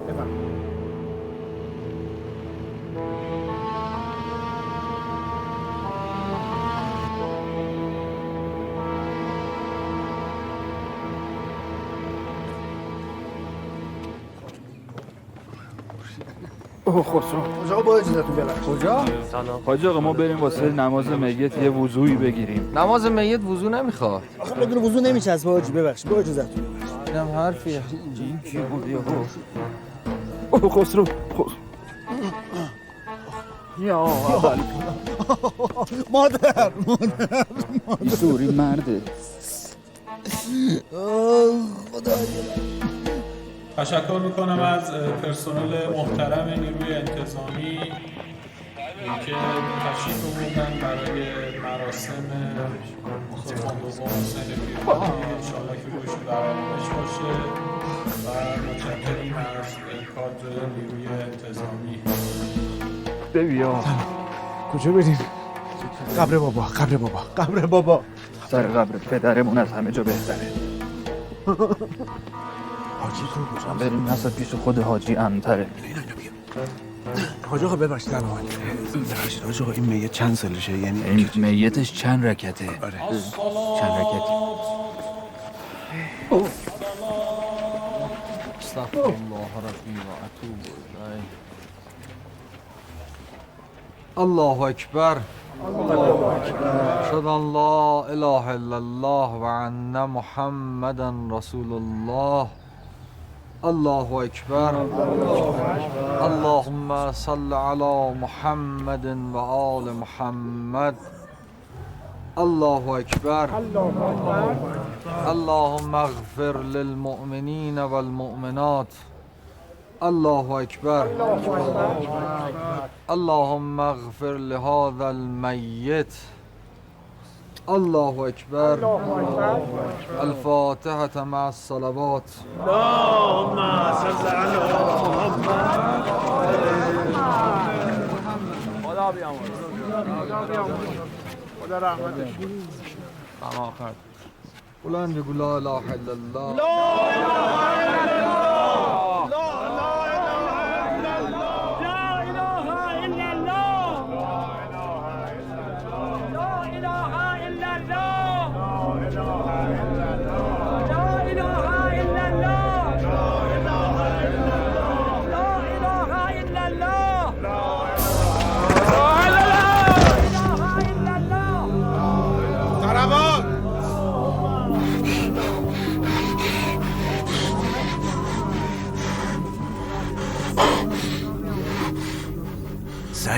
سعید خدا رحمتت کنه. تلقین شما انجام میدین؟ بله.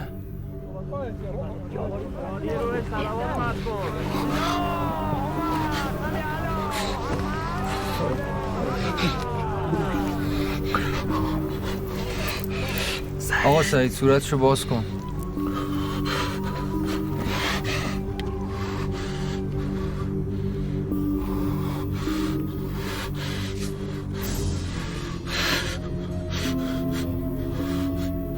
کتف چپش رو تکون بده. اسمع افهم یا سعید ابن فرهاد، هل انت على العهد الذي فارقتنا من شهاب.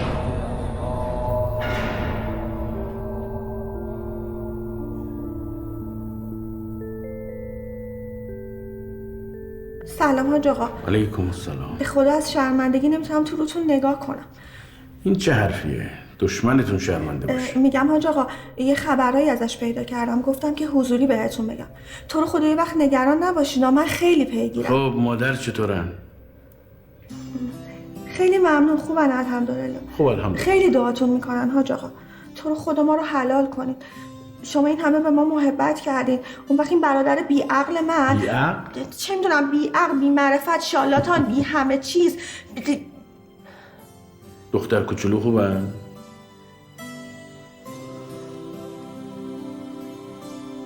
میگم حاج آقا انگار شما متوجه نشدین من چی عرض کردم ها. گفتم یه خبرایی ازش گرفتم. ما دیگه اینجا عادت کردیم. نگران من نباش. انگاری خسرو راست میگفتا، هر کی آب زندان به تنش میخوره دیگه نمکگیر میشه. بله دیگه یه همچین جورایی.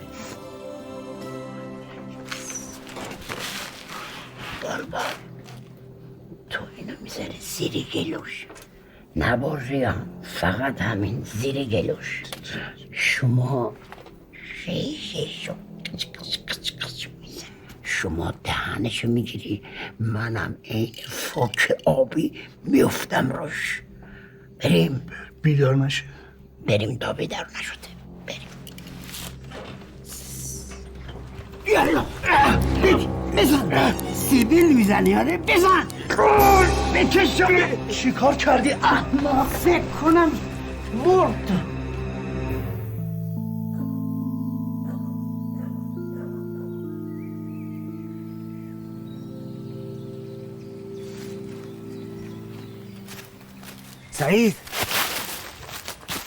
سعید اینجا چی کار میکنی؟ ها؟ خسرو من حس خوبی نسبت به این فرار ندارم. مزخرف نگو دیگه بابا، تا اینجا اومدیم تو هم. بابا هیچکی ندونه، تو که میدونی من که نمیخواستم بکشمش. بابا این قصه رو واسه خود من 1000 بار تعریف کردی نکردی؟ بابا با طرف دعوات میشه، هولش میدی فرار میکنی. تو که نمیخواستی بکشیش که. میخواستی بکشی؟ ها؟ ببین پس سعید جون فراره تو حلاله، حلال. متوجه میشی چی میگم؟ نیتت مهمه. به قول حاجی میگه که النیات بالاعمال. آره همون. حاج آقا جون، حاج آقا جون، حاج آقا جون، این تو که صدایی نمیاد ولی اون بالا داره یه صدایی میاد، فکر کنم خبری هست. آها، اون موقع شما دکترات از کجا گرفتی؟ دکترا که نگرفتم، من به غریزه‌ام رجوع کردم. غریزه قوی داریم شما. بله. چششون باز شد. خب الحمدلله. الحمدلله. بدبخت شدیم. چششو وا کرد. به هوش اومد. آقای موضوع نقش سریعتر دفتر زندان. بخش شدیم. یعنی جرم سیاسی هم بهمون میزن. حاج آقا یه حرف بزنید منطقی باشه. آخه من چطور باور کنم این زخمیه که به تخت خورده؟ باشه. شما شکایتی ندارین؟ البته دیگه حاج آقا توفیق اجباری دیگه، یه حجامت هم مجانی افتادن. اما موضوع چی شد؟ فهمیدم ماییم. چی فکر میکردیم؟ چی شد؟ دامی واقعیت چه اگه بخوام براتون توضیح بدم شاید دهنتون واز بمونه. ما تو رفاقت زیر اومده بود گرمه سبزی، طرف تو مشتیگری لوتیگری یه سور به ما زده. هیچ کدوم ما رو نفروخته. این هیچی. اون چچی هم که آورده بودن خودش آزاد کنن همه رو خرج کرده، اون 3 نفر رو به جای خودش آزاد کرده. به جون خودم تمام اون ملافه و تخت و پتو هم که یه روز در میون میارن عوض میکنن همش با جیب مبارکی ایشونه. متوجه شدی؟ یعنی هیچی. ما باید برگردیم تو محلمون گلکوچیک بازی کنیم. خیلی طرف با معرفت.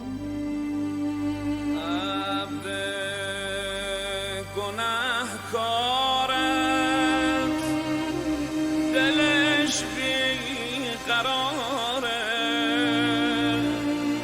دلش بی قراره. سعید عجب فیلمی هستی مارمولک. کسی رو نداره کسی رو نداره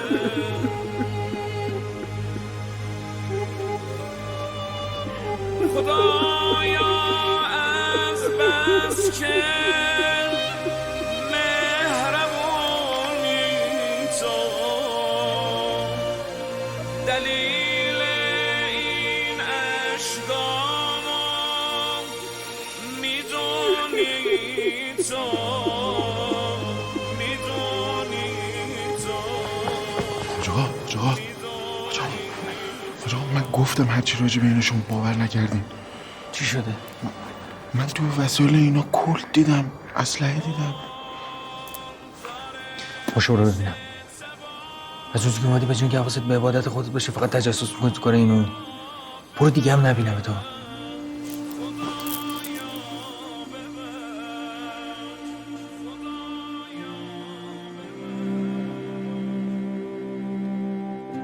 حاج آقا دمت گرم. ما فقط اون روی بدجنسی دیده بودیم، نمیدونستیم یه روی باحال و با معرفت هم داره. الان این روی باحال و با معرفته. آره بده من لبو، بده من گردنو. به افتخار حاج آقا یه کف مرتب. حالا برای سلامتیش صلوات بلند خط کن حاج آقا. اللهم صل علی محمد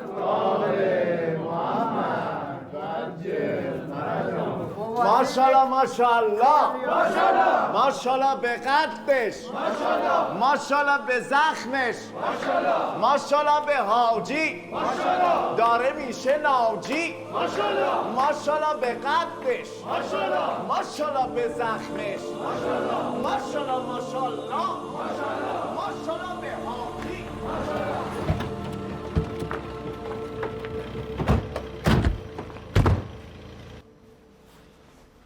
شما اونجا رو بررسی کن، شما اون برو بررسی کن. خسرو جمع کن، مامورا اومدن. چی؟ باشو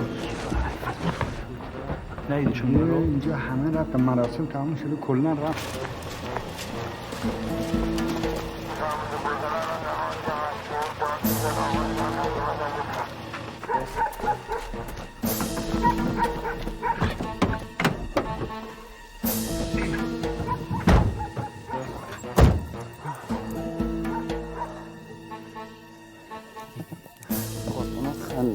بشن گنک بعد استارت بزن.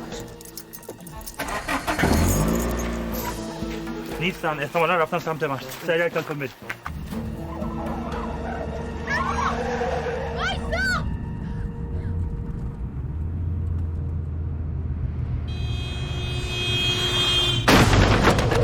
خسرو نگه دار. نگه دار. چی شد؟ ماشین بچه رو زد. کدوم بچه؟ بسیار رو. بابا سعید ول کن، دیر میشه سعید. کجا داری میری پشتم؟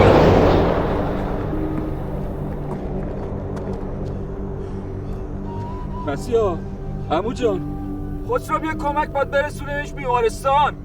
خسرو بیا دیگه.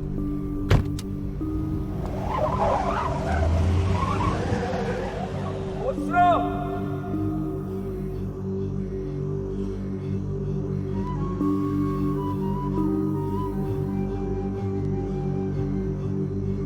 از برد دامن کشان رفتم ای نام روان، از من آزرده دل رفتم که رفتم که رفتم. بابا ما رفتیم بالاخره فرار کردم این زندان کثافت.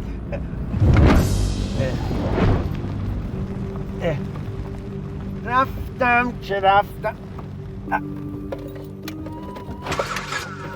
چراغ‌ها را خاموش کنید.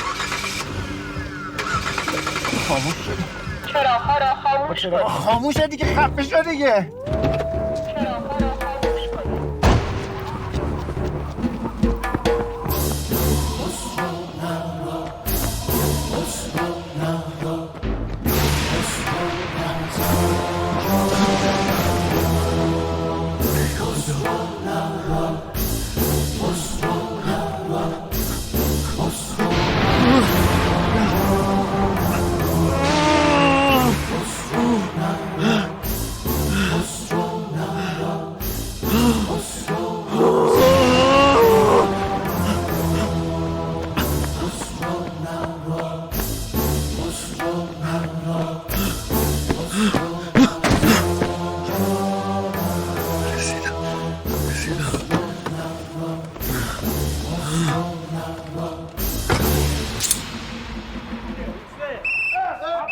آقا چرا؟ بابا چرا؟ خطای کم کاری بیرون. خطای کم کاری بیرون. آقا چرا؟ خطای کم کاری مال بابا بی خیالی. خدا ما یه یار کم داری با کی؟ ای بابا. میگم حاجی ما یه یار کم داریم، اگه حرام نیست یه دستی به توپ بزنید. اینم حرامه؟ بتالت؟ مطالعه. ای بابا این کجاش حرامه؟ آقا برو. بابا یه یار کمتر بازی می‌کنی. بیا این ور بابا. بیا این ور. حالا زود باش. برو یه یار کمتر بازی می‌کنی. سرویس تو من می‌ذارم. ماشاءالله.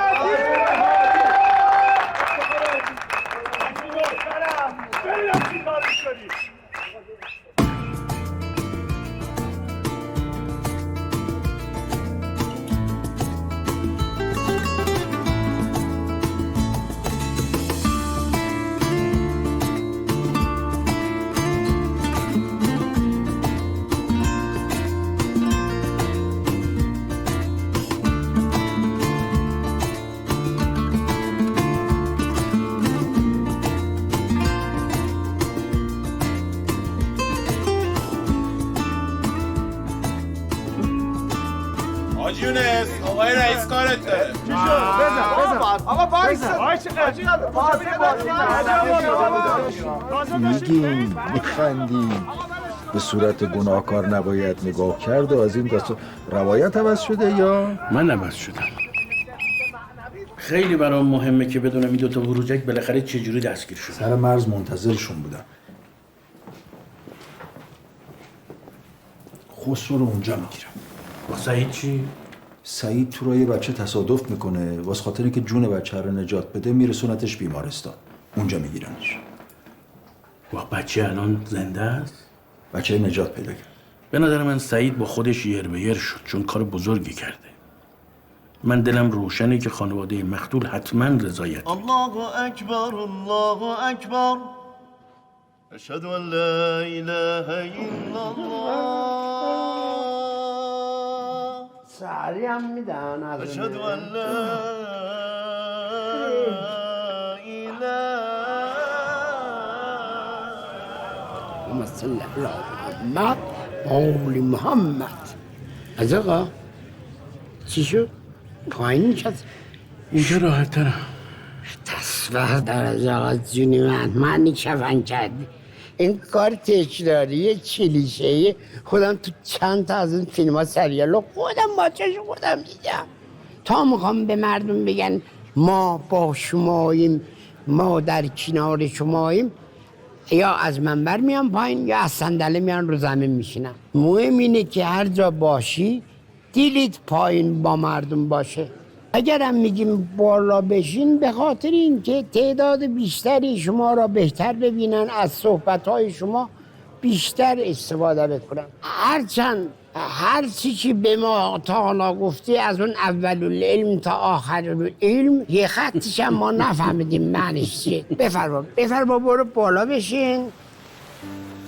برو بالا دمت کمک کنم. بسم الله الرحمن الرحیم. سلام علیکم. شما سلام نکرده عزیزی ها آقا. دیگه از خود مایی. برو بره.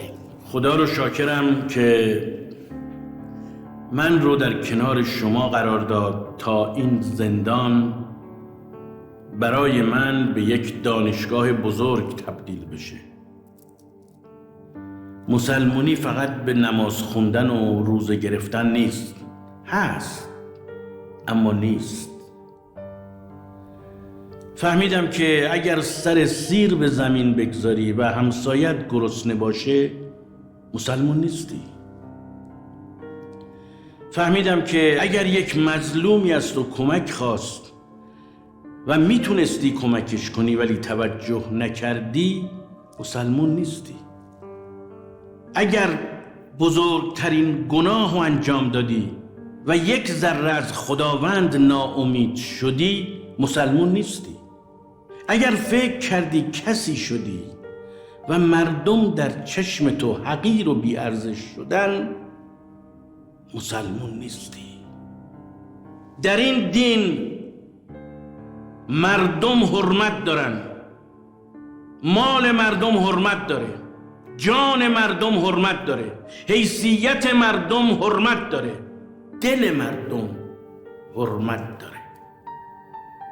به قول آقا موزون خودمون، اگر تک دل کسی رو با دلوی پیت، منظور از آقا پیچه، به قول آقای موزون عزیز، اونایی که تک دل مردم رو با دلوی پیک میبرن مسلمون نیستن. و من الله توفیق کامله کردی. تکبیر. آقا سلام علیکم و رحمت الله.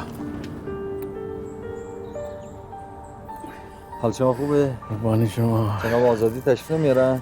والا ایشون قرار شد خودشون بیان، ما فقط سر را بریم اجاق انصاری رو سوار کنیم چون نفسش گرمه. با حضور ایشون ما انشالله بتونیم برای آقا سعید رضایت بکنیم. خدمت هستم. بفرمایید. آقا باعث زحمت شدیم ما. خواهش میکنم.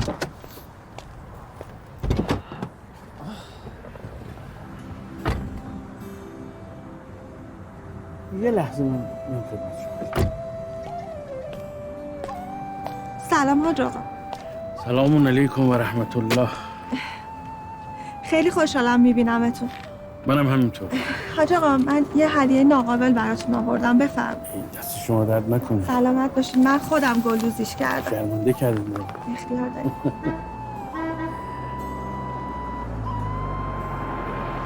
مینی بوش اومد دیگه، من برم. انشالله به زودی خدمت خانواده میرسیم. بریم در پناه خدا. خدا نگه.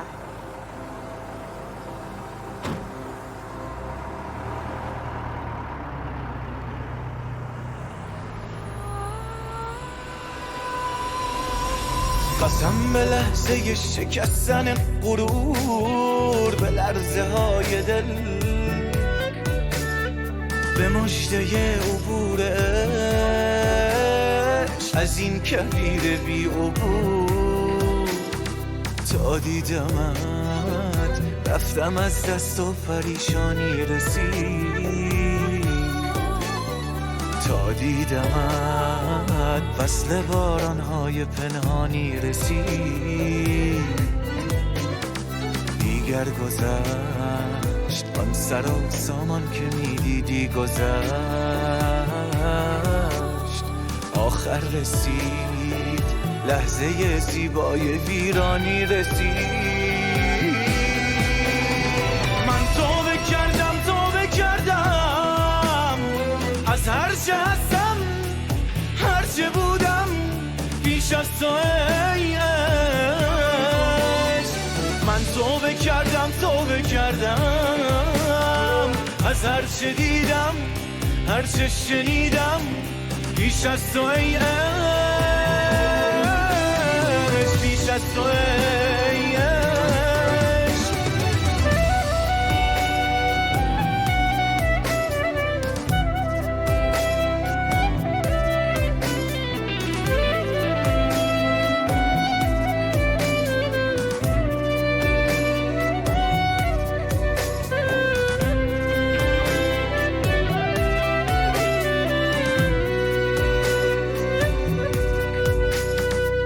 آرزو دارم که این دیوانگی دست از سر من بر نداره، یا ببارد ابر چشمم، یا ببارد، یا ببارد، یا ببارد. دلتنگم میدانی، من بگویم یا نگویم حرف این دل را تو میخوانی، میخوانی، میخوانی. من توبه کردم از هر چه هستم، هر چه بودم پیش از تو ای عشق. من توبه کردم از هر چه دیدم، هر چه شنیدم پیش از تو ای عشق.